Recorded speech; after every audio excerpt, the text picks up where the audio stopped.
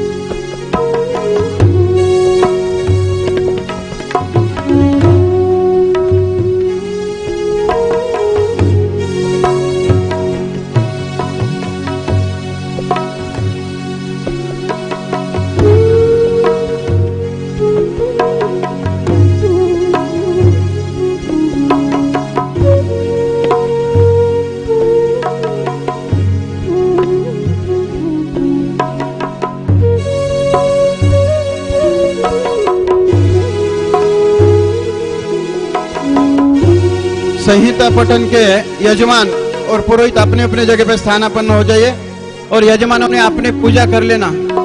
ऊपर पूजा शुरू हुई है व्यासपीठ पर, इधर भी पूजा चालू कर दो।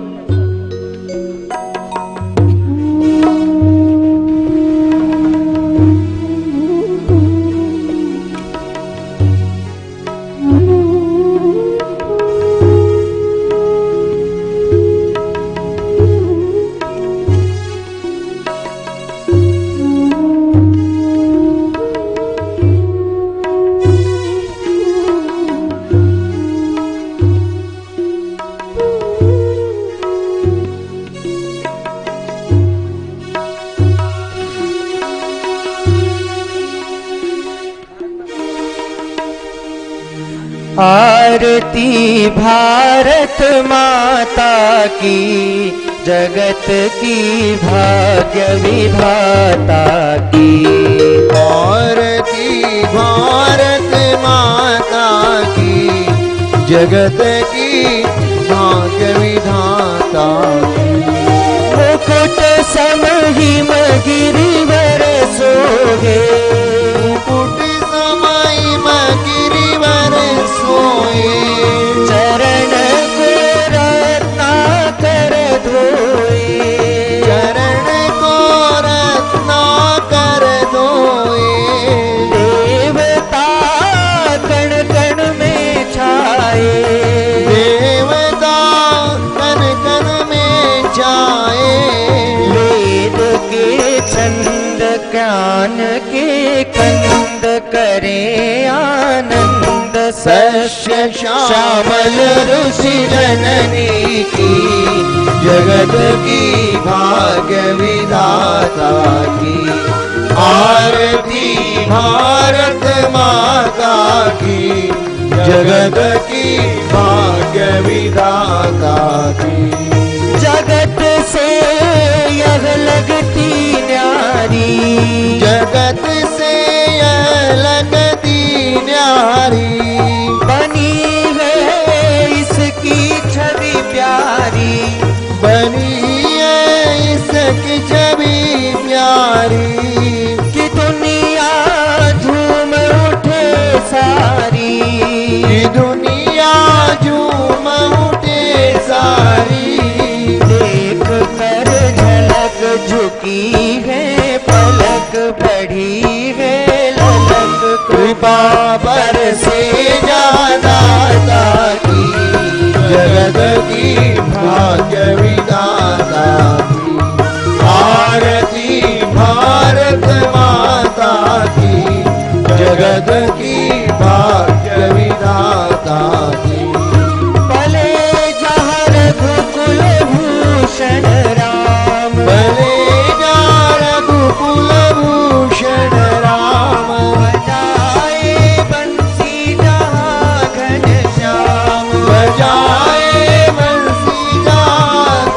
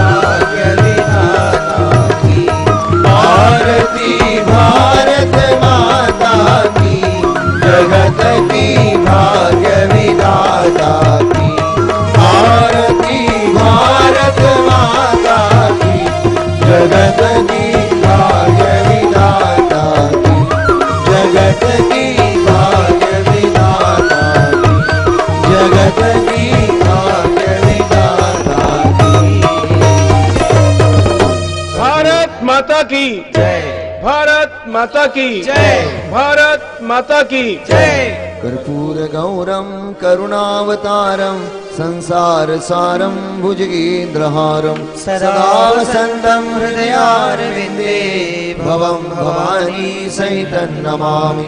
त्वमेव माता च पिता त्वमेव बन्धुश्च सखा त्वमेव विद्या द्रविणं त्वमेव सर्वं मम देव सेवन्तिका बकुलचम्पकपाटलाव्यै पुन्नागजातिकरवीररसाल पुष्पै बिल्वप्रवाल तुलसीदलमञ्जरीभिः त्वां पूजयामि जगदीश्वर मे प्रसीद।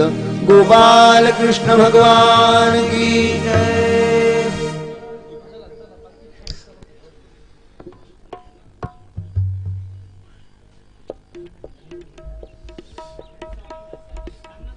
पूजनीय गुरुदेव के चरणों में वंदन तथा आप सभी उपस्थित भाविक भाई बहनों को सादर जय श्री कृष्ण और गणतंत्र दिवस की हार्दिक शुभकामना।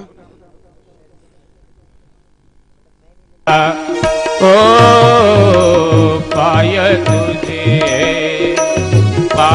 तुझे गुरु राया हे समाज देव पूजा।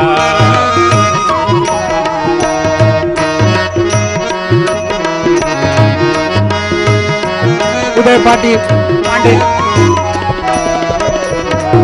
राजू झंवर, गोपाल सोनी, सुभाष जी शर्मा, प्रहलाद लाहो पवार, शैलेश झंवर,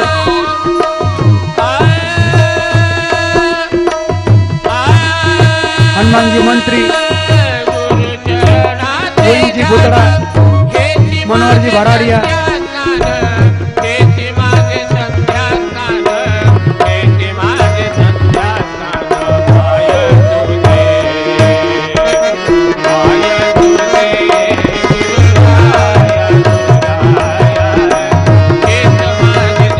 राजेश जी साबू,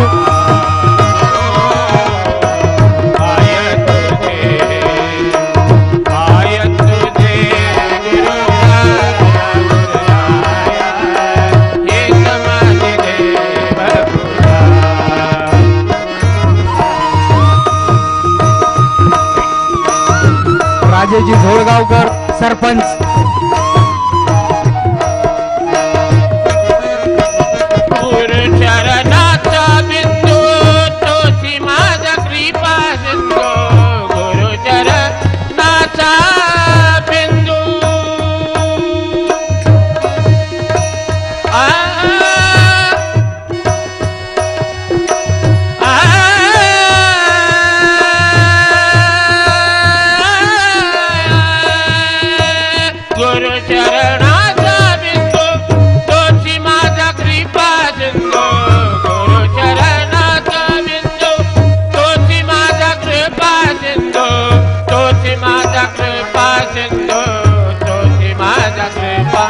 प्रकाश सिंह ठाकुर,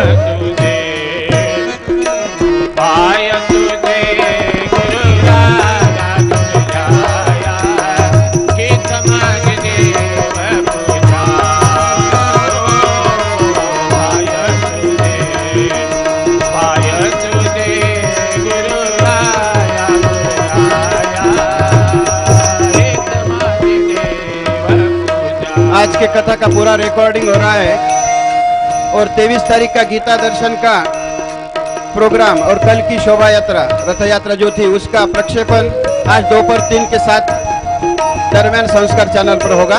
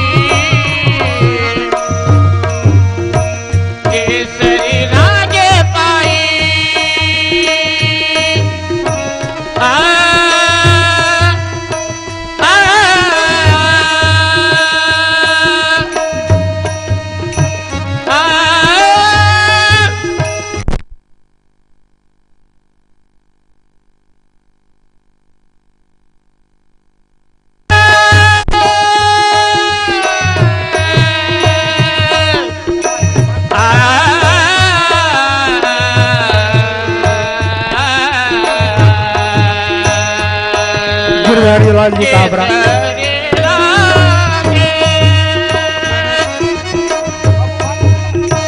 केसरी लागे पाई,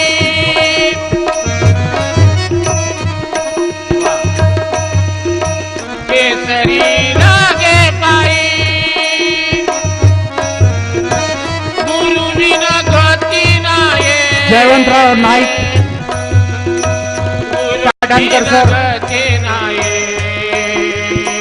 केसरी लागे पाई, गुरु बिना गति नाये, गुरु बिना गति नाये, गुरु बिना गति नाये। पाय तुझे, पाय तुझे गुरुराया। नूतन कन्या प्रशालेच्या मुख्याध्यापिका चाटे मॅडम,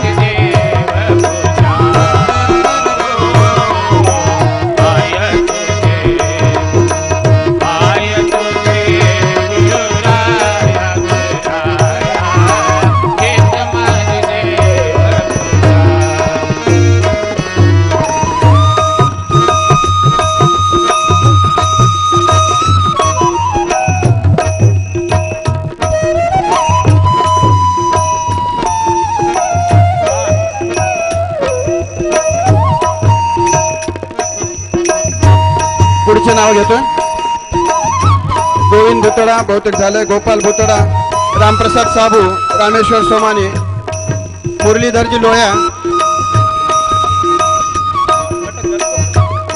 सुरेंद्र तोष्णीवाल, सचिन आचलिया, शैलेश झंवर, दीपक बिनायके, विशाल काला, अमित काला, प्रफुल्ल बिनायके, हरिप्रसाद धूत, श्रीकिशन का, राधेश्याम काबरा, दत्तू बाहेती, रामनिवास बाहेती, पवन करवा, प्रकाश करवा, राजू लोया, पंकज झंवर, राजेश गुप्ता, राजेंद्र मनियार, मारुती चौहान, प्रवीण मानकेश्वर, दीपक परतानी, केदार मुंदडा, डॉक्टर प्रवीण जोग, सागर मनियार, गोपाल झंवर, चामनीकर सर, राधेश्याम राठी, सागर करवा, ओम.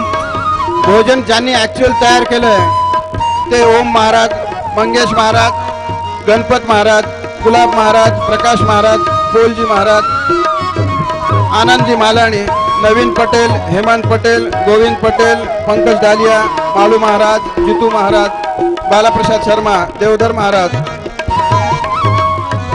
गोपाल सोनी, आनंद सोनी, विशाल लोया, मदन पवार, मिलिंद पवार, प्रल्हाद पवार, साऊंड सिस्टीम वाले पवन आणि मयूर हे दोघं बंधू, मिटकरी बंधू.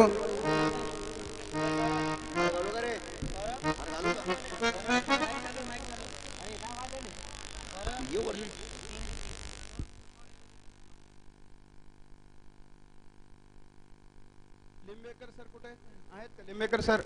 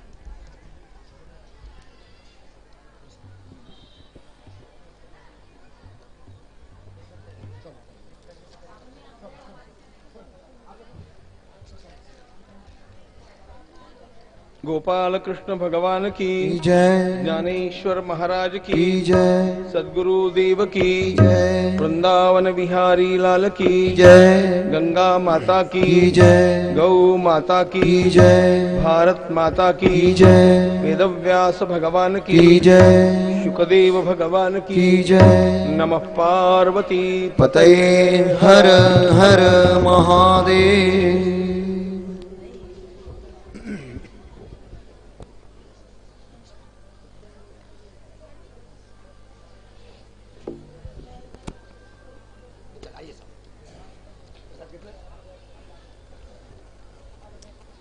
घाल दो ना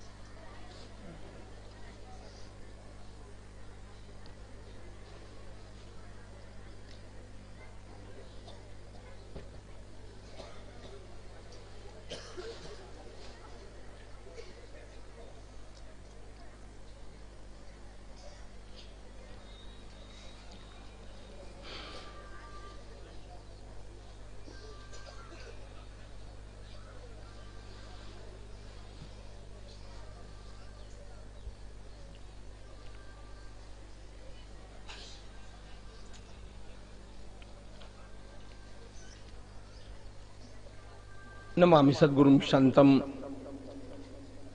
सच्चिदानंद विग्रहं पूर्ण ब्रह्म परानंदम ईशमाळंदी वल्लभम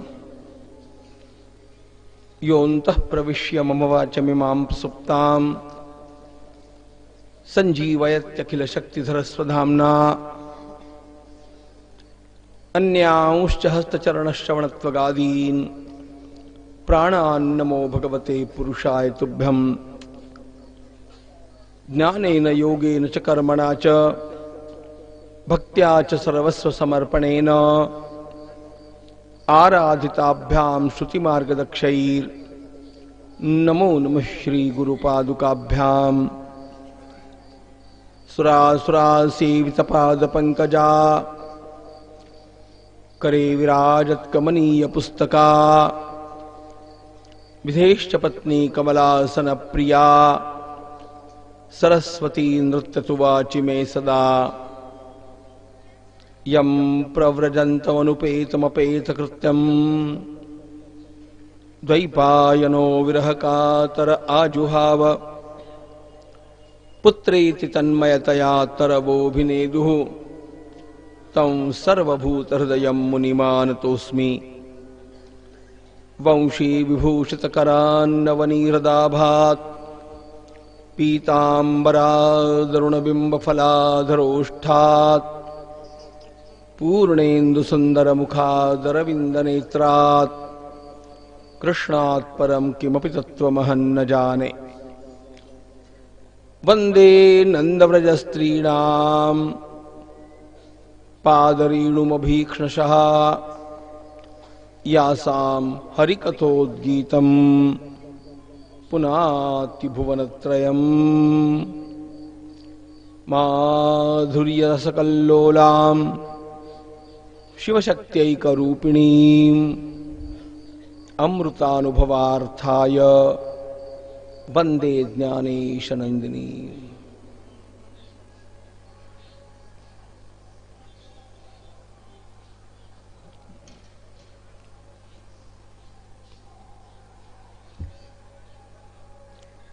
ॐ नमो भगवते वासुदेवाय। श्रीशुक उवाच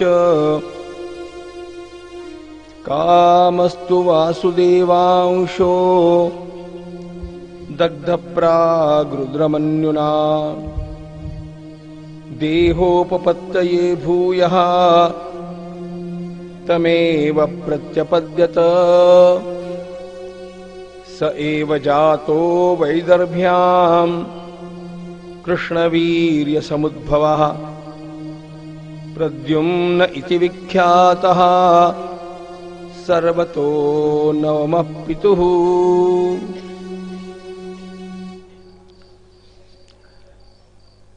गंगा मैया के पावन तट पर आनंद कंद परमात्मा की दिव्य कथा में तल्लीन भगवान सुखदेव जी महाराज वर्णन करते हैं। राजन, भगवान द्वारिकाधीश का गृहस्थाश्रम विधिवत आरंभ हुआ। प्रभु के प्रथम पुत्र का नाम श्री प्रद्युम्न महाराज रहा है। भगवान का गृहस्थाश्रम समयानुसार अधिकाधिक विस्तारित होता गया। भगवती रुक्मिणी के साथ विवाह होने के पश्चात प्रभु का विवाह भगवती जाम्बवती के साथ हुआ, भगवती सत्यभामा के साथ हुआ, भगवती मित्रविंदा के साथ हुआ, भगवती कालिंदी के साथ हुआ, भगवती सत्या, भगवती भद्रा और भगवती लक्ष्मणा के साथ हुआ। यह प्रभु की 8 पट्ट महिषियां, 8 रानियां हैं। इतने विवाहों की क्या आवश्यकता थी, ऐसा लग सकता है। ध्यान में यह लेना चाहिए कि क्षत्रियों में ये विवाह जो होते थे, इनमें केवल अपनी घर गृहस्थी ये कारण नहीं होता था, इसके अनेक कारण हुआ करते। जिस प्रदेश की कन्या अपने घर में आती है, वहां की राजा और प्रजा के साथ अपना वैर नहीं होता। ध्यान रखना चाहिए, परित्राणाय साधूनाम विनाशाय च दुष्कृताम धर्म संस्थापनार्थाय भगवान का अवतार हुआ है। और भगवान जिस स्थिति में इस धर्म की संस्थापना करना चाहते हैं, उस स्थिति में सर्वत्र गुंडों का अधिराज्य है। चारों ओर नरकासुर, बाणासुर, पौंड्रक, शाल्व, दंतवक्त्र, विदुरथ, शिशुपाल, कंस, जरासंध, ये सारे के सारे गुंडागर्दी करने वाले, प्रजा का शोषण करने वाले लोग, ऐसे अंधकार में भगवान को जब काम करना था, तो हम लोगों को जीवन की कला सिखाते हुए प्रभु कैसे समाजों को जोड़ लेना चाहिए, इसकी हम लोगों को सीख देते हैं। आप लोग महाराष्ट्र के हैं, छत्रपति शिवाजी महाराज का जीवन आप जानते हैं। छत्रपति शिवाजी महाराज के 6 विवाह हुए। ये क्यों हुए? केवल इसलिए हुए कि उनको अकेले सबके साथ युद्ध करना और उस युद्ध में विजयी होने के लिए अपनी शक्ति बढ़ाना आवश्यक था। जिस संस्थान के साथ, जिस राजा की कन्या के साथ, जिस प्रदेश की कन्या के साथ संबंध होता है, अपने आप में अपने मित्र राष्ट्र बन जाते हैं। सभी को शत्रु बनाना और फिर सफल होना बड़ा कठिन है। देश के कल्याण का विचार इसमें प्रमुख था, इसको ध्यान में रखना चाहिए। भगवान का एक मंगल विवाह और हुआ, जिसमें प्रभु को 16,000 और लगभग 100 इतनी कन्याओं के साथ विवाह करना पड़ा। ये सारी प्रागज्योतिषपुर के राजा नरकासुर के द्वारा अपने यहां बंदी बना करके रखी गई कन्याएं थी। कोई नरकासुर को चुनौती दे नहीं सकता था। प्रभु ने स्वयं द्वारिका से सत्यभामा जी को साथ लेकर के निकलकर नरकासुर का पारिपत्य किया और इन कन्याओं को मुक्त किया। इनकी तो सबकी अपने अपने घर पर जाने की व्यवस्थाएं कर दी गई, किंतु इन कन्याओं के प्रतिनिधि मंडल ने भगवान से प्रार्थना की कि हमने अपने अंतःकरण में आपको पति के रूप में वर्ण किया है। वास्तविकता यह है कि भगवान इनके अंतःकरण की वेदना को जानते हैं। छूट भी गई और घर पर जाने की व्यवस्था भी हो गई, तो भी उस समय की समाज की रीति के अनुसार इन कन्याओं का स्वीकार घर वाले करेंगे कि नहीं करेंगे, यह मामला खटाई में पड़ने वाला था। कन्या विशुद्ध है, तब भी समाज आशंकित और घर वाले भी यही कहेंगे कि बिटिया, हम तुमसे बहुत प्रेम करते हैं, किंतु तुम्हें पुनः घर में रखने से हमारे संबंध बड़े परिवारों से होना मुश्किल हो जाएगा। इसलिए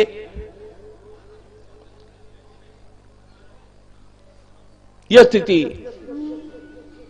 अभी तक बहुत बदली हुई नहीं थी, अभी भी बदल गई है, ऐसा नहीं है। कन्या जीवन के लिए इतना सहानुभूतिपूर्ण विचार भगवान करते हैं। समाज में उठने वाले इस प्रश्न का किस प्रकार निरसन करना चाहिए, इसका मार्गदर्शन करते हुए प्रभु ने इन सारी शिविकाओं को एक साथ द्वारिकापुरी भेज करके एक ही मुहूर्त के ऊपर सबके साथ विवाह करने का डिक्लेरेशन दिया। मूल बात यह है, यदि भगवान ये नहीं करते तो आप सोचिए ये कन्याएं कहां जाती और क्या क्या हो सकता था। लेकिन एक प्रभु के इस विवाह का परिणाम यह हो गया, इनके जीवन में सुरक्षा आ गई, प्रतिष्ठा आ गई, मानवोचित आनंद आया।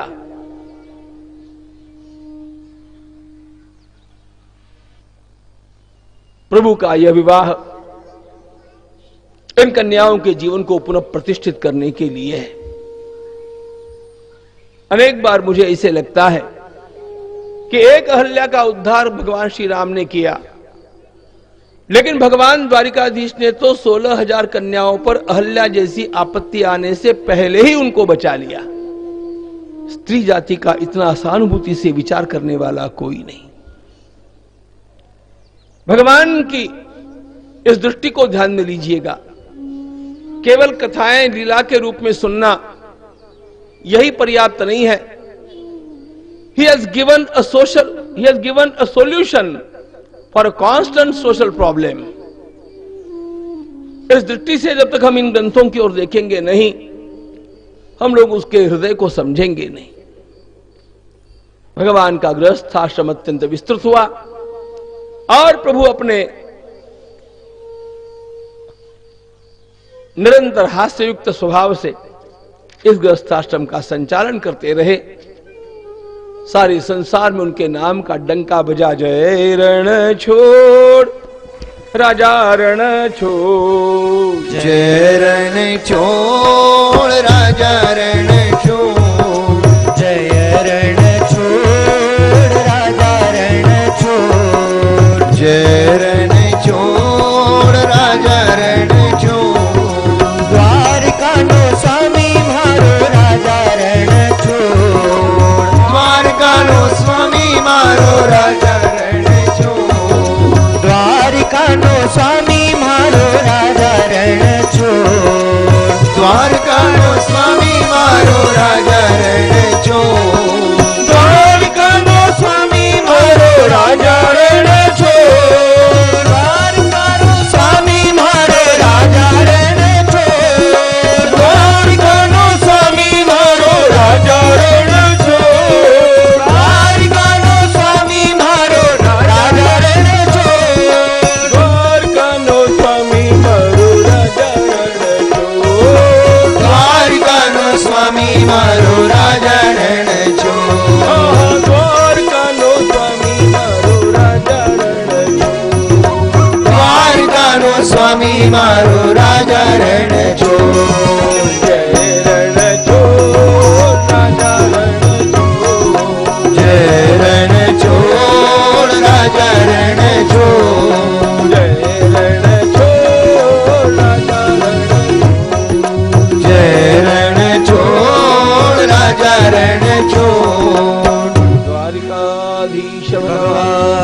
की जय।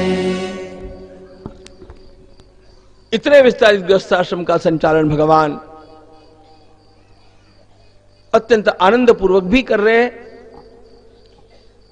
और बड़ी सावधानी के साथ हम लोगों को सीख देने की दृष्टि से इसे आदर्श बनाते हुए भी कर रहे हैं।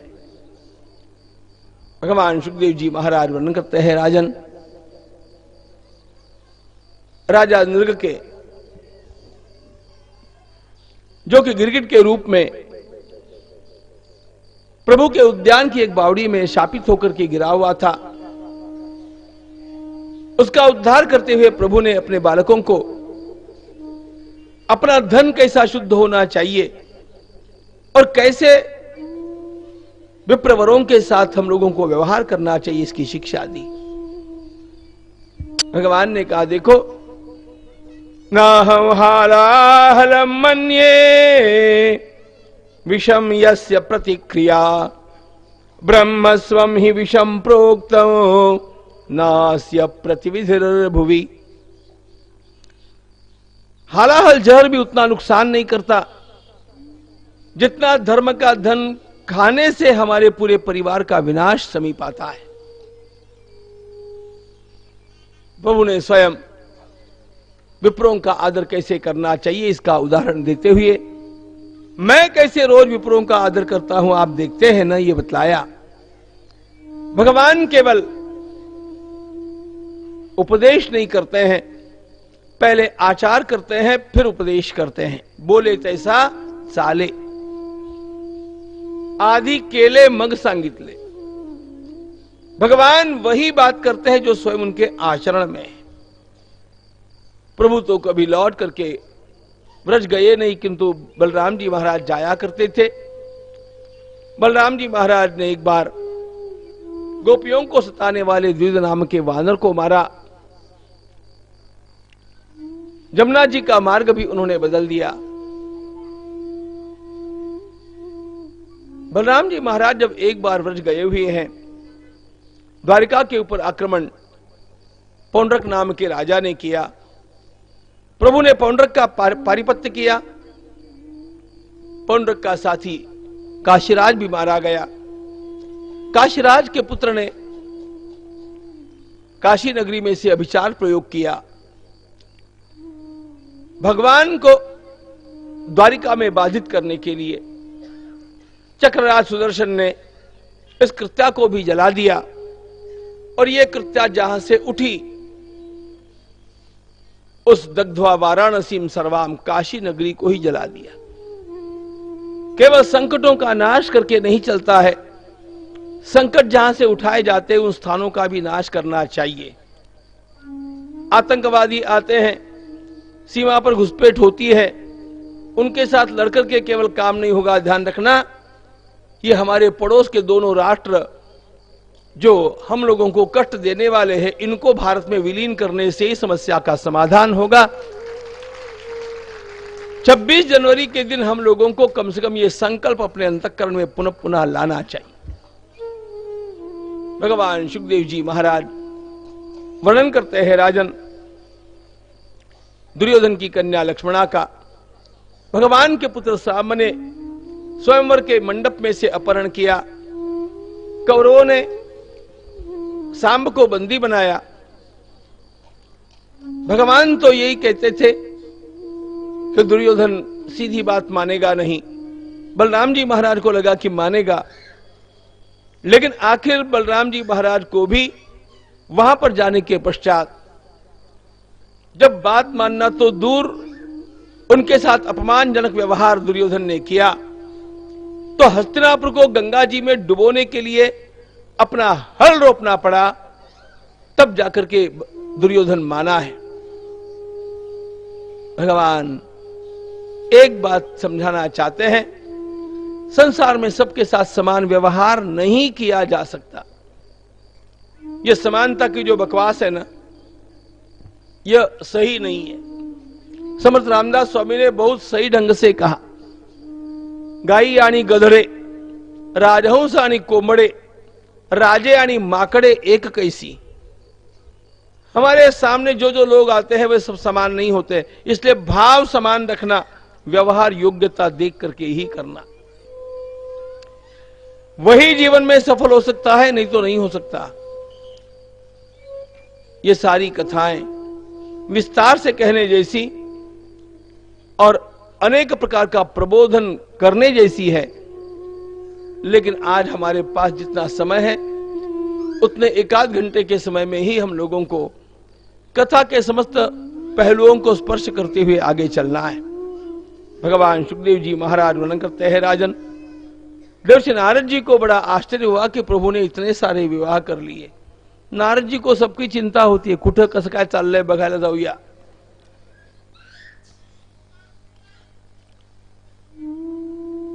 नारद जी आते हैं ऐसे घूमने के दृष्टि से, लेकिन चौकस बुद्धि से सारा निरीक्षण करते हैं। भिक्षा मिसे लहान थोड़े परीक्षण सोडावी।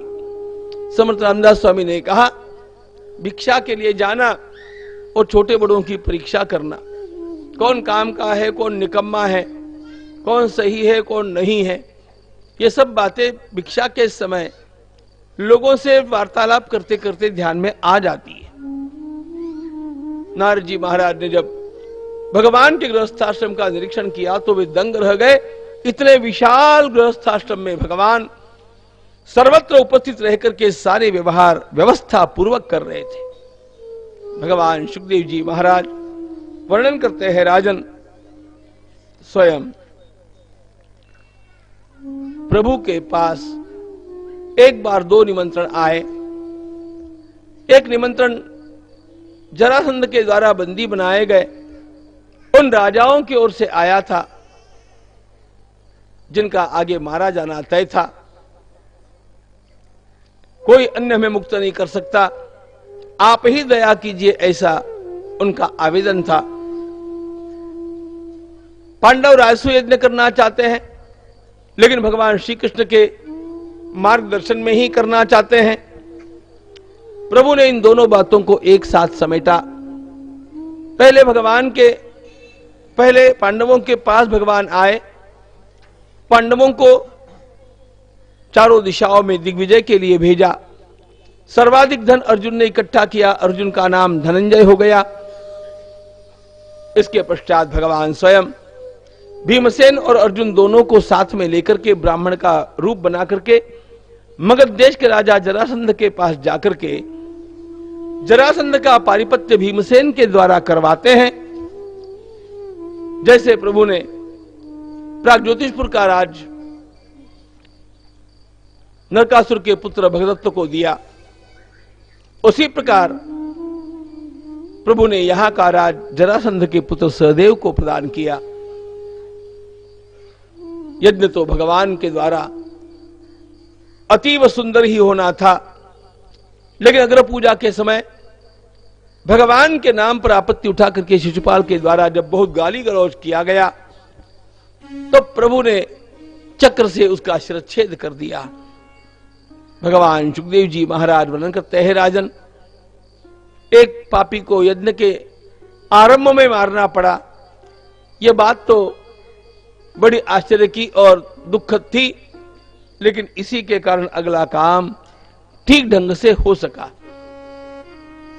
भगवान सुखदेव जी महाराज वर्णन करते हैं, राजन, जहां भगवान स्वयं संपूर्ण मार्गदर्शन ही नहीं सेवा के साथ जुटे थे, और जहां प्रभु ने अपने पास आने वाले साधु ब्राह्मणों के पग धोने का और जूठी पत्तलें उठाने का काम लिया था, उस यज्ञ की अपूर्व सफलता तो तय थी। लेकिन यज्ञांत में मैं सभा में जल में गिरे हुए दुर्योधन को देख करके सब लोग हंसे। इतनी सी बात को निमित्त बना करके दुर्योधन के द्वारा शकुनी की सीख में आकर के द्यूत का आयोजन किया गया, और इस द्यूत में पांडवों ने सब कुछ हार करके आखिर द्रौपदी के वस्त्रहरण जैसा घिनौना प्रसंग भी कौरवों के द्वारा खड़ा कर दिया गया। अनुद्यूत में तो पांडवों को 12 वर्षों का वनवास, 1 वर्ष का अज्ञातवास सहना पड़ा।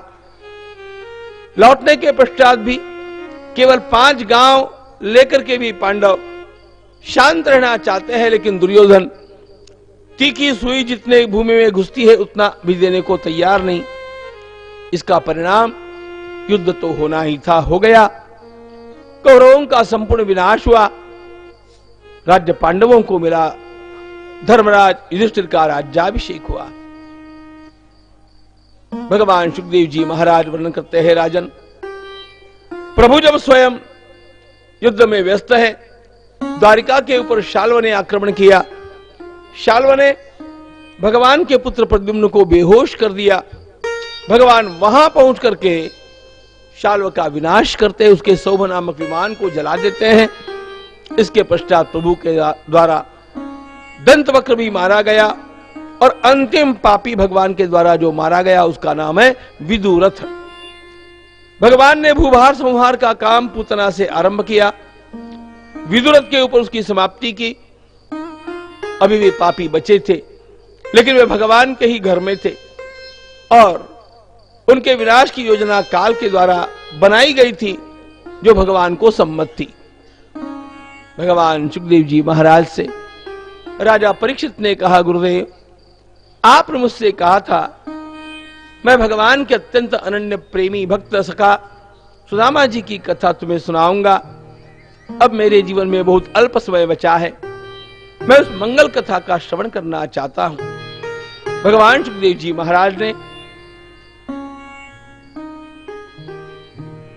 परमात्मा श्री कृष्ण के चरण कमलों में अपना मन एकाग्र किया। राधे राधे गोविंद बोलो रे, राधे राधे गोविंद बोलो रे, राधे राधे गोविंद बोलो रे, राधे राधे गोविंद बोलो रे, गोविंद बोलो भैया गोविंद बोलो, गोविंद बोलो मैया गोविंद बोलो, गोविंद बोलो भैया गोविंद बोलो, गोविंद बोलो मैया गोविंद बोलो, राधे राधे गोविंद बोलो रे,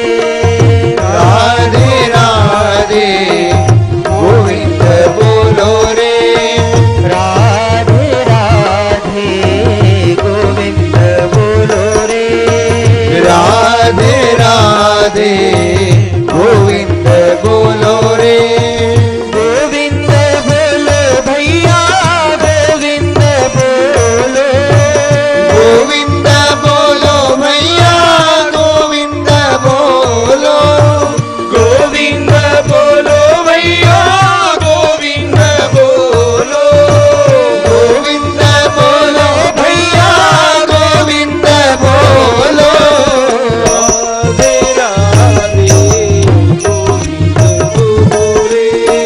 राधे राधे गोविंद बोलो रे, राधे राधे गोविंद बोलो रे, राधे राधे गोविंद बोलो रे, गोविंद बोलो रे, गोविंद बोलो रे, गोविंद बोलो रे।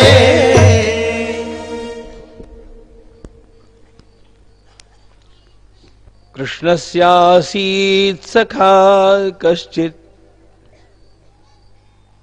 कृष्णस्यासीत् सखा कश्चित्, ब्राह्मणो ब्रह्मवित्तमः, विरक्त इन्द्रियार्थेषु, प्रशान्तात्मा जितेन्द्रियः। भगवान सुखदेव जी महाराज वर्णन करते हैं, राजन, उपनयन संस्कार के पश्चात छोटे से कन्हैया और श्री बलराम सांदीपनि महाराज के आश्रम में विद्याध्ययन के लिए गए। प्रभु का गुरुकुलवास अत्यंत अल्प था। अल्पकाल में समस्त विद्याओं को प्राप्त करके भगवान अब लौटने वाले हैं। अल्पकाल में भी सांदीपनी आश्रम के एक छात्र ने भगवान श्री कृष्ण को अत्यंत प्रभावित किया। कृष्ण तो जहां भी जाते सब में लोकप्रिय हो जाते, लेकिन यह दुबला पतला, पाप भीरू, अध्ययनरत, गुरु सेवा में दक्ष गरीब ब्राह्मण पुत्र सुदामा कृष्ण को अत्यंत भाए। दोनों में प्रगाढ़ मैत्री हो गई। जो कुछ भी करना, साथ में पढ़ना तो साथ में, आश्रम की सेवा का काम करना तो साथ में, गुरु सेवा में दोनों लगे रहते। एक दूसरे से मिले बिना दोनों को समाधान नहीं होता। कृष्ण अब चले जाएंगे, इस बात को सोच करके ही दोनों के अंतःकरण व्याकुल हो जाते हैं। बताया और आज प्रातःकाल दोनों जब अकेले बैठे हैं, सुधा का हाथ अपने हाथ में लेकर कृष्ण बोले, सुधा भैया आज मैं चला जाऊंगा रे। सुधा कुछ नहीं बोले, उदास थे। कृष्ण ने पूछा, सुदामा भैया अब हम कब मिलेंगे? भर्राए स्वर में सुदामा ने कहा, ये मैं क्या जानू कृष्ण, ये तो तुम्हारे हाथ की बात है। तुम बड़े घर के कुंवर हो, मैं एक गरीब ब्राह्मण का बेटा हूं। तुम स्वाधीन परमात्मा हो, मैं पराधीन जीवात्मा हूं। जीवों का आपस में मिलना कब, कहां, कितने समय के लिए, यह सारा तो तुम्हारे अधीन है। मैं क्या जानू? भगवान बोले, अरे मिलेंगे कभी न कभी, लेकिन सुदामा भैया एक बात बताओ, मेरे जाने के पश्चात तुम मुझे भूल तो नहीं जाओगे ना? इस प्रश्न ने सुदामा को रुला दिया। सुदामा ने कहा, मैं तुम्हें कभी भूल सकता हूं? जिस दिन नहीं, जिस क्षण मैंने तुम्हें देखा केशव, उस क्षण से तुम्हारी प्रतिमा मेरे अंतःकरण में सदा सदा के लिए स्थापित हो गई।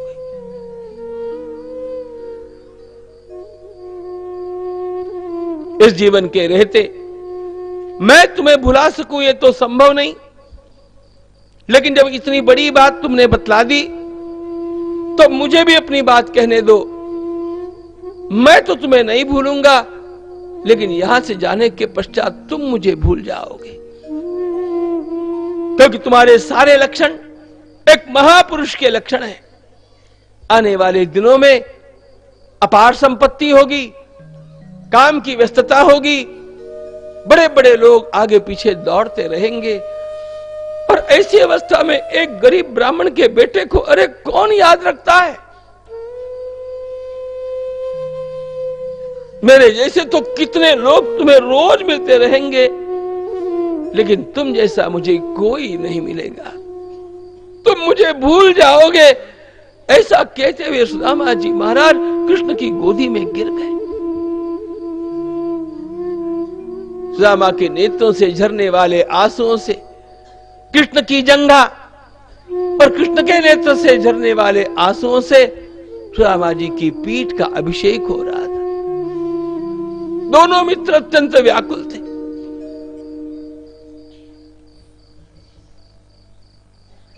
कृष्ण को ले जाने के लिए रथ आया है, लेकिन रथ में बैठने की इच्छा नहीं हो रही थी कृष्ण को।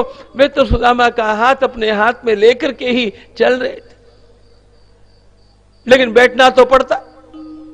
बाद में जब कृष्ण रथ में बैठे, सुदामा अन्य मित्रों के साथ कृष्ण की उस आकृति को दूर तक देखते रहे। समय का प्रवाह बहता गया। भगवान को द्वारिका बसानी पड़ी। उनका जीवन अधिकाधिक व्यस्त होता गया। सुदामा जी भी स्वयं संपूर्ण अध्ययन करने के पश्चात अपने गांव लौटे। योगायोग की बात, सुदामा जी का गांव कृष्ण की द्वारिका से बहुत दूर नहीं था। ब्राह्मणो ब्रह्मवित्तमः, जितना भी पढ़ा जा सकता था सब कुछ उन्होंने ज्ञान प्राप्त कर लिया था। वे ये भी जानते थे कि ज्ञान का पर्यवसान त्याग में होना चाहिए, इसलिए विवाह नहीं करना चाहते थे। लेकिन भोले भी इतने थे, माता पिता के आग्रह को टाल नहीं सके। विवाह तो कर लिया, लेकिन विवाह करने से क्या, अरे कुछ कमाना भी पड़ता है संसार में, इसका उनको भान ही नहीं था। सदा सर्वदा वे अपने ब्राह्मणोचित ब्रह्म कर्म में लगे रहते, कमाने के लिए कभी कुछ नहीं किया। ब्रह्म मुहूर्त से लेकर के अपराह्न तक उनका आह्निक ही चलते रहता। कभी कहीं पर कुछ मांगने के लिए भी नहीं गए, लोगों के कहने पर भी नहीं। इसका परिणाम, घर में अत्यंत गरीबी थी। अरे घर में गरीबी थी कहने के लिए घर कहां था, एक फूस की कुटिया में दोनों का निवास था। घर में बर्तन केवल दो, या घर से कबहू न गयो, एक टूटा तवा और फूटी कठौती। आटा गूंथने के लिए एक फूटा हुआ लकड़ी का थाल और रोटी सेकने के लिए एक फूटा हुआ तवा लोहे का। इसके अतिरिक्त घर में कोई संभार नहीं। जीवन भर एक भी बार कहीं से जाकर के कोई अच्छा वस्त्र खरीद करके लाए हो, ऐसा कभी हुआ ही नहीं। तस्य भार्या कुचैलस्य, दक्षिण भारत की कथा में सुदामा जी का नाम ही कुचैल ब्राह्मण से कथा ऐसा है। उस ब्राह्मण की कथा जो जीवन भर अच्छा वस्त्र धारण नहीं कर सका। घर कल चलता कैसे था, ठाकुर जी की सेवा, बस वही सुदामा जी का धन था। और लोग भी, कुछ लोग श्रद्धा रखते थे, ये अच्छे ब्राह्मण देवता हैं, उनके घर में लाकर के कुछ ठाकुर जी के सामने धर दिया। जो अपने ठाकुर जी के सामने आया वही भगवान नारायण का प्रसाद, ऐसा मान करके सुदामा जी का सारा जीवन चला। तो उसमें कभी कभी कपड़ा भी आता, जो घर में कपड़ा आ गया उसी में जीवन यापन दोनों ने किया। इसका परिणाम, कपड़े सर्वदा फटे कटे मलिन होते थे। आसपास के लोग भी उनको जानते थे, अरे वो नहीं कंगड़ा ब्राह्मण, दरिंदा, मलिन वस्त्रों वाला।